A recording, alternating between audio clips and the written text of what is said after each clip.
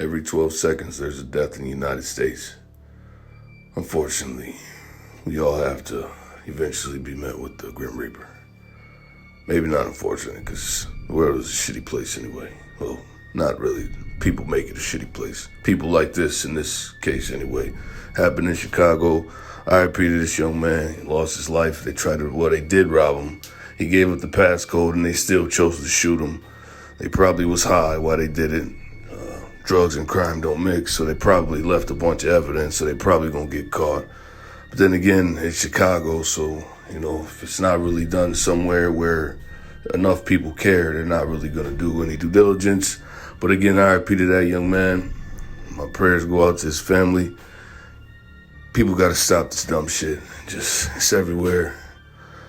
I'm gonna let them tell y'all though. Y'all be blessed. Alderman Brian Hopkins says the victim is believed to be in his 20s, although he could be older. Because the victim's backpack was taken with his ID in it, he has not been identified yet. He was taken to Illinois Masonic. Today he underwent 2 surgeries, and we are told that right now he is fighting for his life.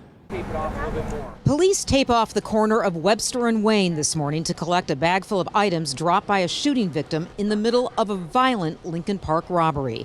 Surveillance video shows a white sedan pulling over. The robber gets out, hides around the corner, waiting for the victim as he walks down the sidewalk.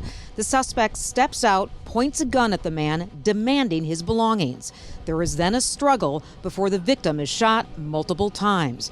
We stop the video before the first shot is fired. The first perpetrator was demanding the cell phone passcode from the guy laying on the floor or laying on the ground, in pain. And as soon as he got the code, he shot him again a third time. And they drove off. A neighbor named Dave ran out to help. So did the husband of this woman, who was too terrified to be identified. The man was laying on his side, unresponsive, trying to breathe. My husband and the man were just telling him, please stay with us. The victim was shot twice in the back and once in the head. The sound of gunfire woke up several neighbors. Our dog woke us up, and about 5 minutes after that, 3 loud bangs, kind of in succession. At exactly 3:05, 3 shots, bang, bang, bang, just like that. And I knew they were gunshots. They couldn't be anything else. Just minutes before the shooting, a DePaul University student was robbed but not hurt just a few blocks away at Fullerton and Clifton. Alderman Brian Hopkins says it appears the 2 incidents are related.